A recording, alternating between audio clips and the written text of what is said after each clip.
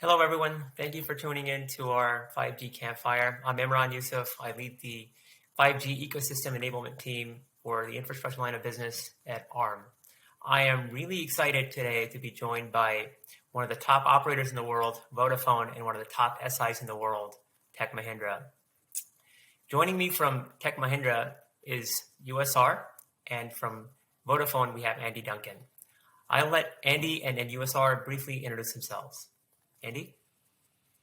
So, hi, I'm very pleased to be here. Yes, my name is Andy Duncan, and I'm part of the Vodafone Open RAN product team, specifically leading the hardware development team for RF and digital platforms. Hey, this is USR. I am CTO for Engineering Services Group at TechMahindra, responsible for 5G and Open RAN solutions. Thank you both, and great to have you on the panel with me. Briefly, let me set the context. We heard from Simon during his DevSummit keynote about Arm launching the 5G Solutions Lab. The initial response has been great, and we're getting great feedback from partners and ecosystem. The purpose of the lab is to drive innovation and collaboration within the 5G ecosystem and to build solutions to accelerate time to market and revenue for partners. Our partner TechMahindra is hosting and operating the lab that's based in New Jersey. Our partners in the 5G ecosystem can go to our arm.com webpage and sign in and get free access to the lab anytime, anywhere. With our operators, friends, and CSPs, as well as our ecosystem partners, we'll be defining projects that will solve the key challenges that we see within 5G deployments. So let me now turn to Andy and USR for a Q&A session. So I'll go to Andy first with my initial question. Andy, as a leading operator, what are your views on the current state of the 5G and Open RAN ecosystem, and how do you see the Arm Solutions Lab providing value to operators such as yourself and to our software and hardware partners? So, we've seen significant change over the last 6 to 9 months, I think, just in terms of the number of vendors now coming forward in the ecosystem, committing to developing products and roadmaps. A number of those vendors, looking to base their product roadmaps on Arm products. So really, the introduction now of the lab, I think, is timed perfectly to help us really, leverage the expansion of the ecosystem for operators. So we're very pleased to see that. What this increasing number of suppliers and vendors really brings, though, also is a degree of the need for coordination between activities, and the need to test products from the bottom of the stack to the top is important.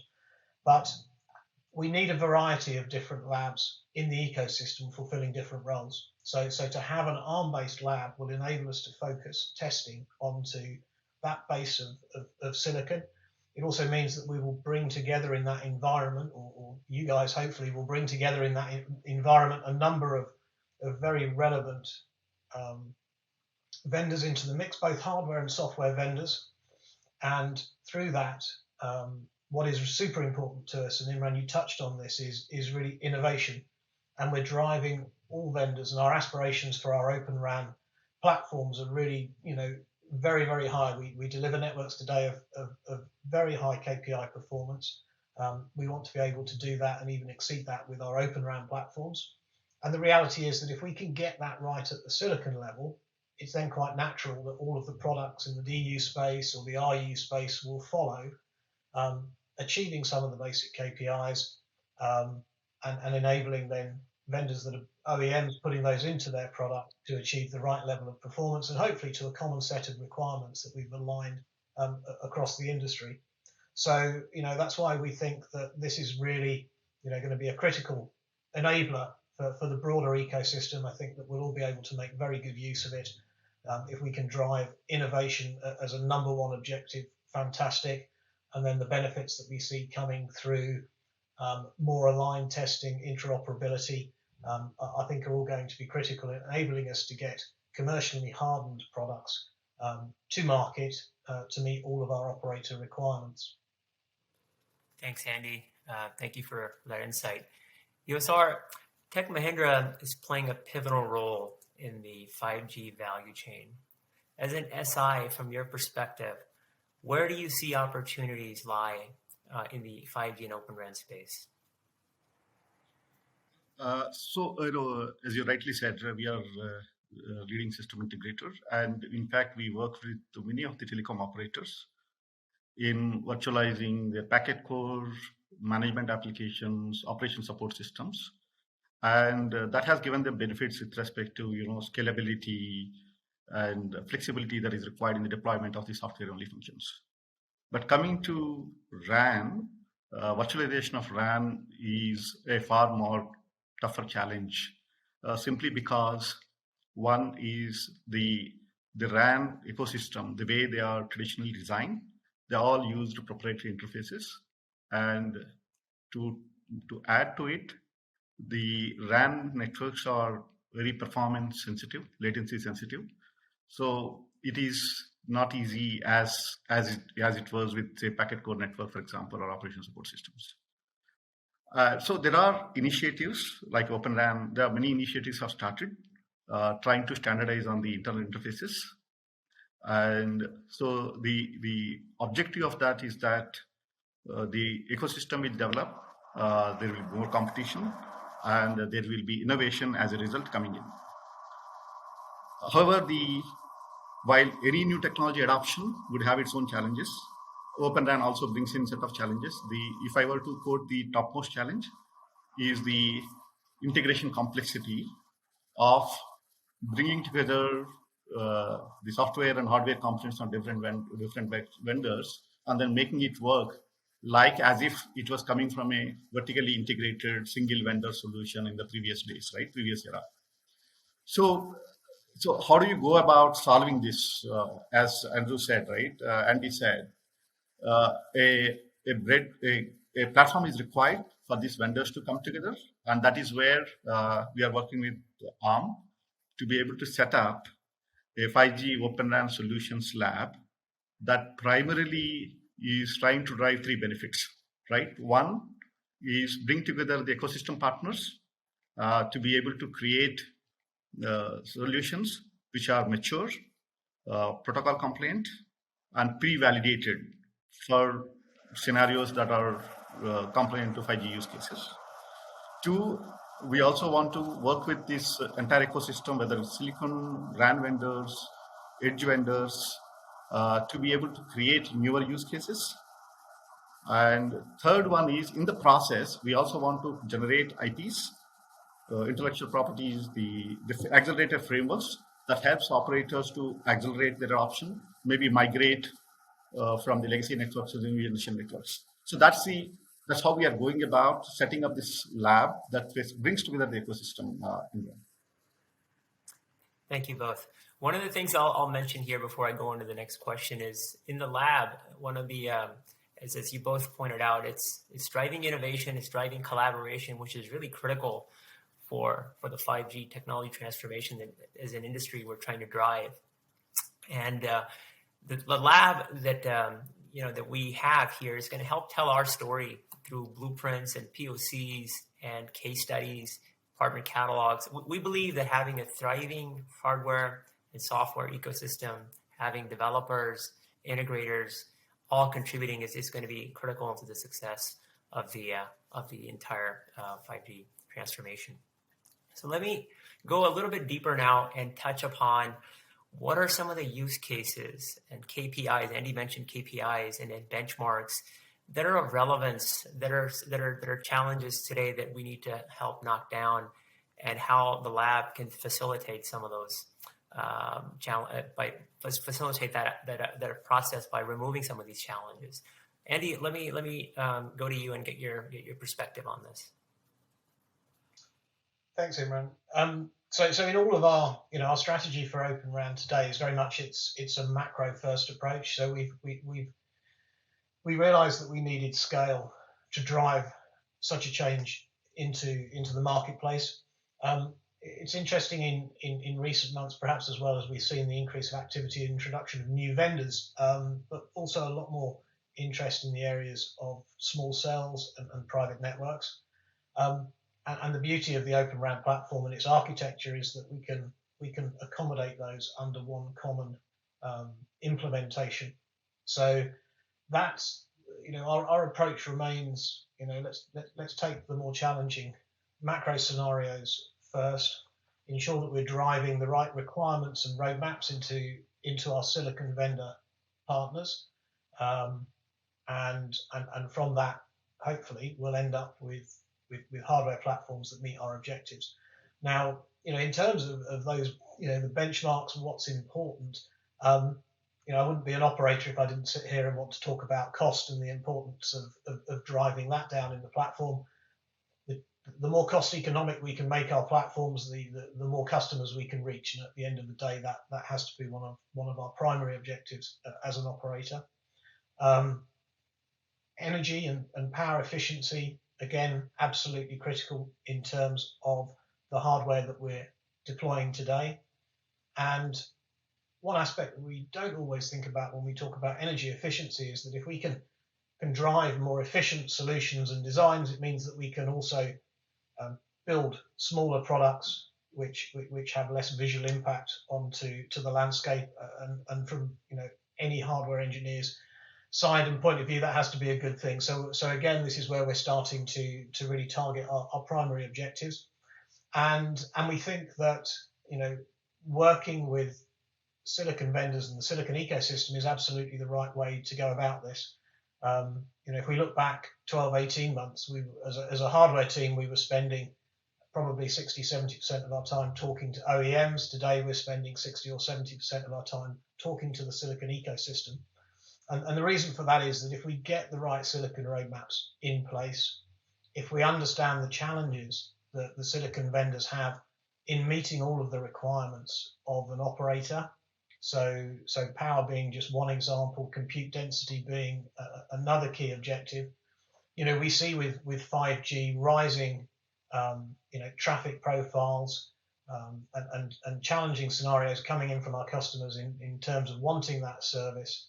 And if we can feed that into the ecosystem early on, we can drive that innovation we've been talking about to get the very best products and solutions.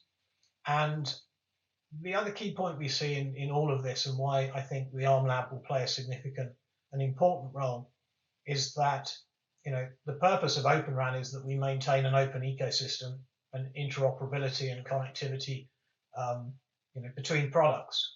But what we've found is that as you start to look inside some of those products, interfaces today haven't been defined. Some of those interfaces today are still proprietary, and that will only add to complexity in the long term as we try to manage those in our networks with the level of interoperability that has to be done. And one example would be, when we're looking at hardware acceleration and the dependencies that puts onto the L1 PHY software. So if we can do some work there, and we'd like to see much more work being done to drive a generic implementation of that L1 PHY, the benefits from that is that it will accelerate the market and the speed at which we can reach maximum sort of commercial opportunity. So another important area that we really need to focus on.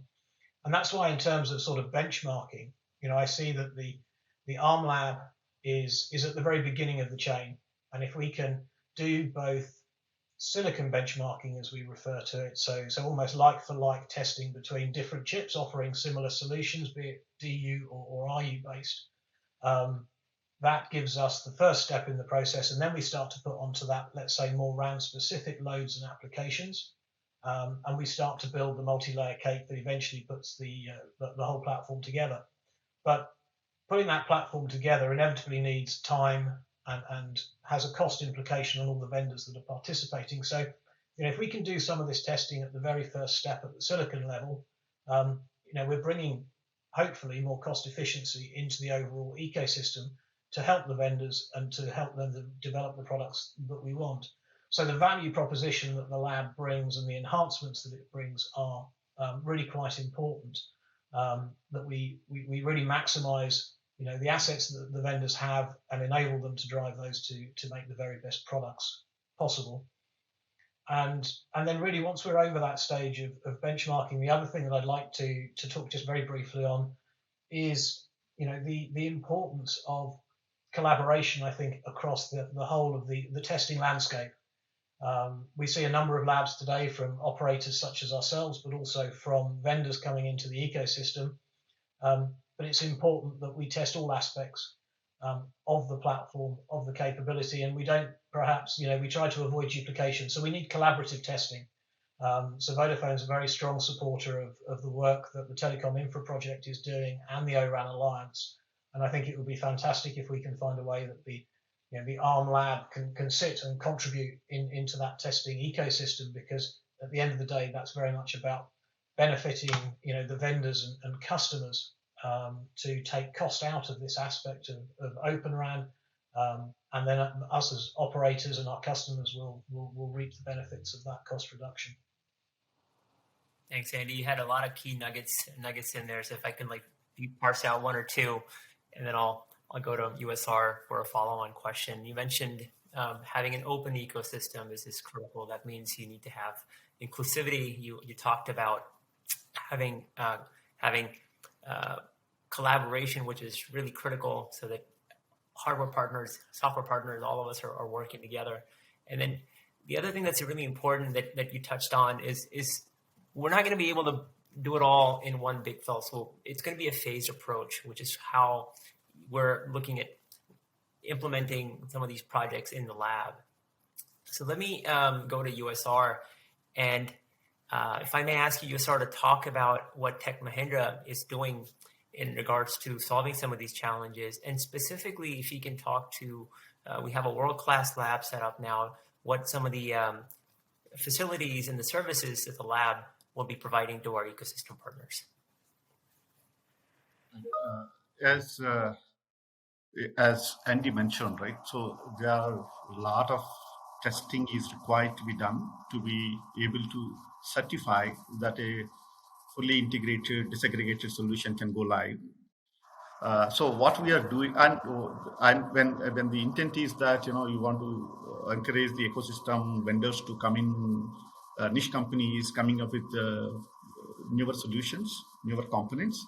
What is required on the ground is a lab which is cutting edge. As Andy rightly said, there are some interfaces still not defined, some are still evolving as we speak. So it's very important to have a lab that is kept up to date. And then you have developers spread across the globe.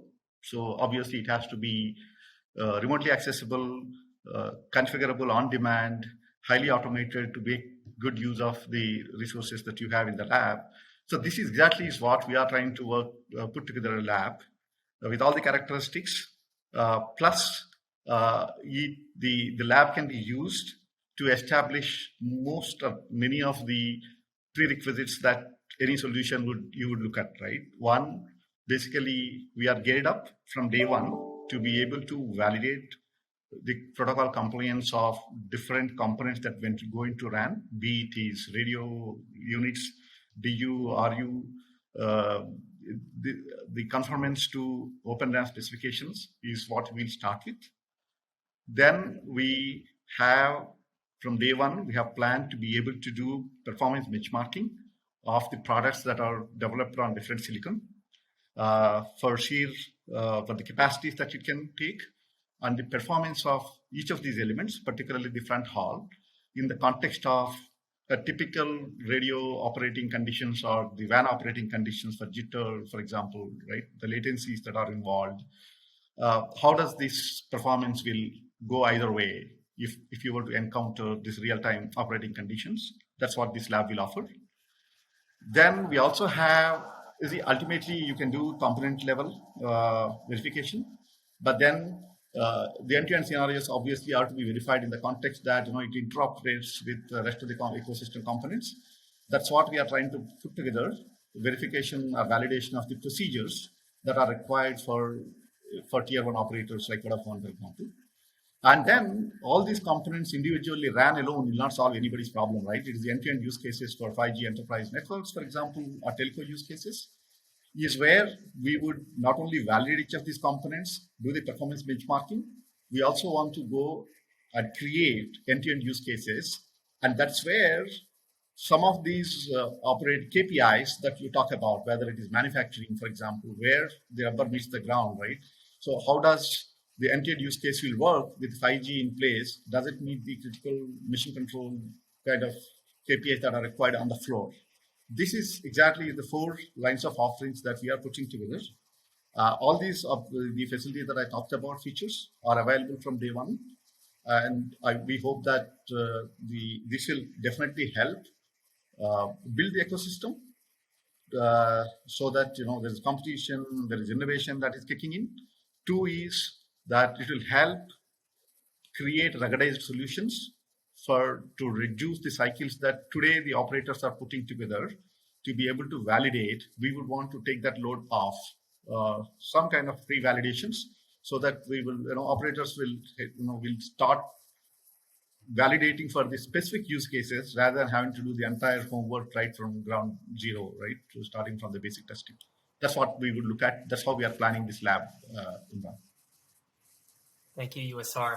I also want to emphasize that our partners, like-minded partners, are contributing hardware and software into the lab. So we'll have hardware from a variety of different silicon partners, from ODMs in one location that's going to be available to anyone, anytime, to be able to remotely access and work on. So we believe that removing some of this friction in the system is going to create efficiencies. It's going to create more collaboration.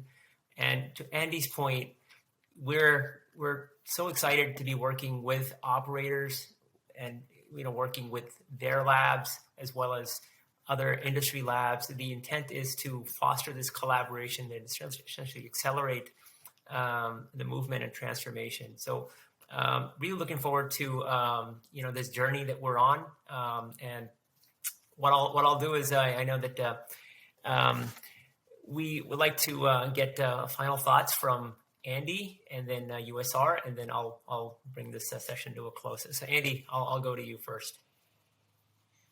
So Imran, thank you. There's really perhaps not so much to add, I think, to what's already been said. I think it's been a wonderful summary of what we hope to achieve from the lab, and yes, we look forward to continuing to work with Arm and your partners over the coming months to make this a reality and start to see the fruits of our efforts in the coming years as we push out and roll out our commercial networks. Thank you. USR, any final thoughts? Very excited, Imran, to be part of this program.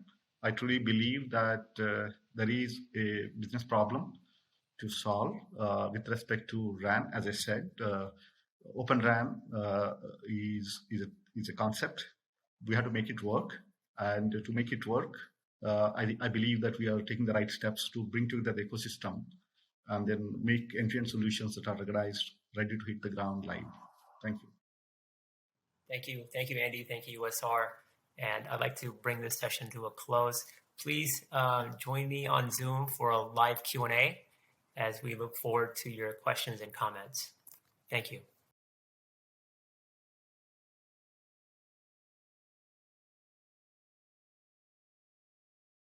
Hello, everyone. Thank you for joining us live in our Q&A session. I hope you enjoyed the panel discussion that we had with Andy, Duncan, and USR from TechMahindra and Vodafone, respectively. I am pleased now to be joined by my colleagues, Panch Chandrasekharan and Mo Jabari.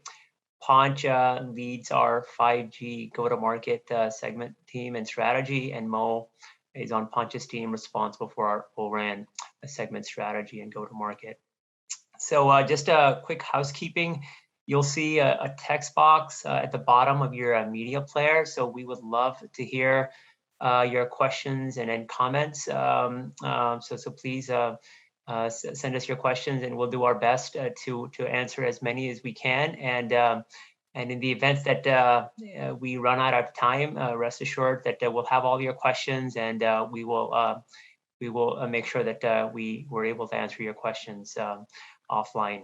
So looks like we have a question here that's come in. So let me read the question. what sort of 5G use cases can I build in this lab? So that's a really good question. We talked a lot about what kind of vision that we have for the lab and the collaboration that we envision. So let me Mo, if I may ask you to take a stab at answering the first question. Sure, Imran. Hello, everybody. So the 5G use cases, it is quite a broad set of use cases. We are, of course, talking about the base station side of everything, not the client or the phone side. So the use cases that we are targeting can be start from small cells, any kind of small cells, whether it's a distributed small cell or a traditional small cell, up to private networks, enterprise networks, and macro cells. You can also think about vRAN activities, cloud cells, and deployments like that. In terms of the modules, you can also think about any kind of layer 1 implementation on ARM cores. This would be a local side or inline implementations. Layer 2, 3 in terms of CUDU, core networks, edge applications in MEC, RIC. So technically, there isn't any limitation on what we will do. Anything related to the infrastructure of 5G is welcome in this lab. Hans, would you like to add some additional color? Yeah, sure. I mean, I think Mo covered it really well. So the thing to note here is the different building blocks for the different use cases that Mo talked about, be it small cells, macro cells, implementation of the functionality in the cloud. There are many different options for solutions or the solution building blocks, whether it comes to silicon, hardware platforms, or the different software stacks that run on top of the hardware platforms.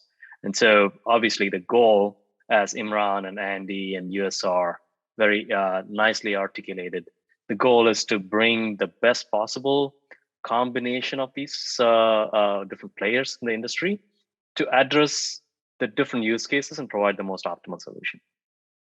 All right, thank you. So it looks like we have our next question here. Can anyone apply to get access to the lab, or is it just for ARM partners? So I can answer this one. So the lab is open to our ecosystem. So that includes ISVs, software developers, hardware partners, integrators. We're looking for the ecosystem to come together and work on helping solve key challenges within the 5G segment. So it's open to partners. We're looking at welcoming proposals from the ecosystem. We're not going to be able to solve everything by ourselves, and we don't claim to know everything ourselves either. So we're looking for this input and feedback from partners. So please, yes. Go to our landing page. Please sign up, be part of the program, and we'd love to hear from you and your ideas. Next question that I see here is, how is this different than TIP labs or operator labs? I'll let Punch take that one. Yeah, sure. So we are completely complementary, right? So I mean, if you look at what we are trying to enable here, is bring the ARM ecosystems, the different members of the ARM ecosystem together. And obviously, when it comes to virtualized RAN, open RAN, etc., the functional groups within the open RAN ecosystem is varied, right? So you have the foundational software infrastructure providers, think operating systems, container ecosystem, etc. You have the stack vendors and application providers in terms of the ISVs. And then you have various silicon partners in the ARM ecosystem, and the silicon portfolio itself that essentially covers different use cases from small cells to cloud cells, as Mo articulated earlier. And of course, bringing all this together through a leading systems integrator. So the ecosystem itself is varied.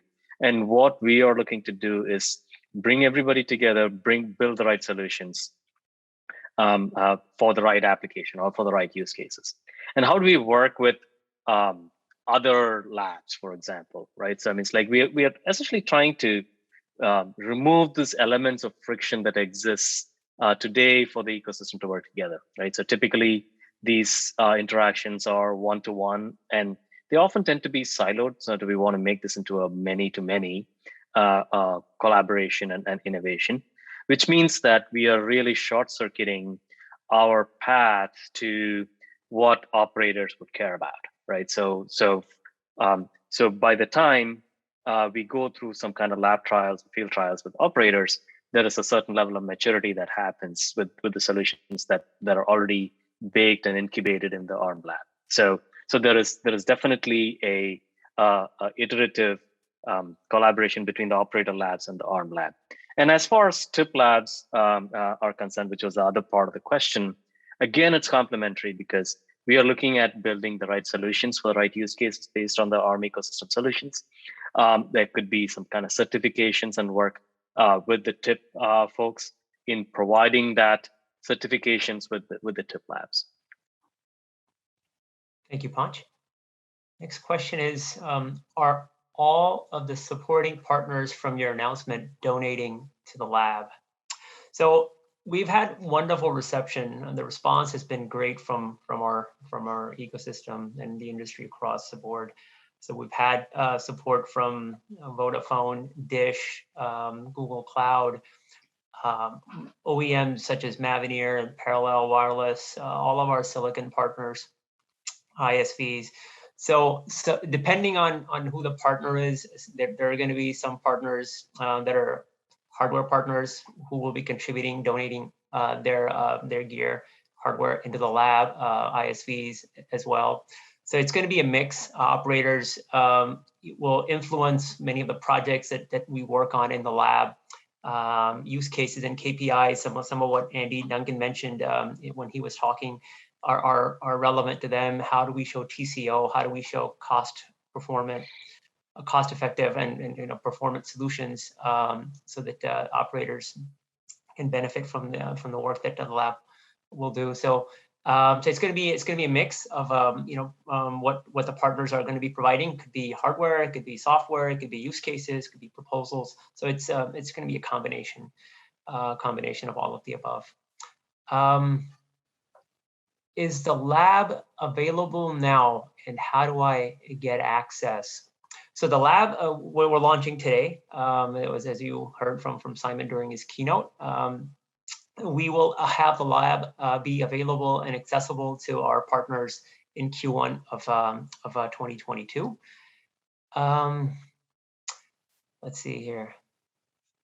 What is the difference between TechMahindra, I'm assuming, current test suite and the new Arm TechMahindra joint test suite? Will it be open to mobile OEMs? Panch, you want to take a shot at that one, or Mo?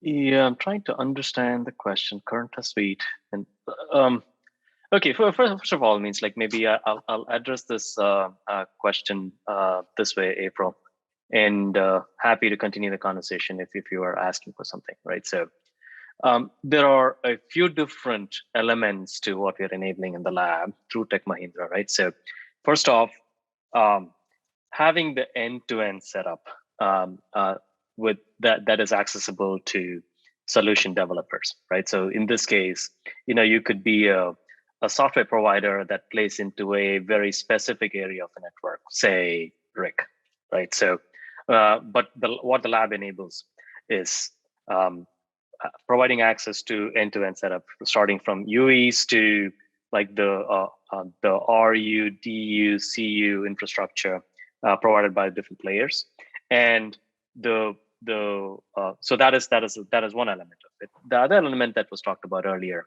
was around benchmarking and performance evaluation for the different building blocks, and for which there becomes like there is a test suite associated with that, and then getting the solutions as close to deployment readiness or trial readiness as possible, right? So, and for doing all of these things, there are test suites that are currently popular in the industry, and these are typically based on some kind of a network stack, some kind of a solution in place, based on some kind of an interface between these different building blocks, right? So I don't believe that we are trying to develop a different test suite. If Tech Mahindra has a test suite that works for the stated purposes here, we'll definitely leverage it. If not, we'll work with industry standard test suites. And will it be open to mobile OEMs? Yes, it will. I presume that what you mean by mobile OEMs are around the mobile infrastructure OEMs, and most definitely we will open it to mobile OEMs. Thanks, Panch. Mo, would you like to add anything, or did Panch cover most of it? I just wanted to mention something that, as Panch mentioned, this is infrastructure lab. It's not a mobile handset testing lab. Tech Mahindra has some test suits that they use to test phones, so that's a bit different from what we are doing here. We are mostly looking at the base station side. There will be phones in this lab, but mostly to test the infrastructure, not the phone itself. That's a good clarification as well. Thank you both. So I'm going to combine. I know that for the sake of time, let me combine these two questions that we have here. Can someone physically go to the lab, and is the lab open to people from all geographies? So the lab is remotely accessible to anyone who signs up, through our webpage, anywhere. So the it's completely remote, and it's open to all geographies. So there's no really barrier on where you're located. Let's see here. Can someone physically go? No, so it's all remote, so you will not be able to physically go to the lab. So I know that we're almost running out of time here. I'm being shown the warning light. So what I will do is thank you again for your for being part of the session and your questions. We appreciate this. Please keep your comments and questions coming. I do want to mention that at the bottom of the hour here at 12:30, my colleague Panch will be on a panel with NVIDIA and Mavenir, and they'll be talking about enabling massive MIMO 5G platform on ORAN. So please check that out as well. And again, thank you for being on this session. Thank you very much. Thank you.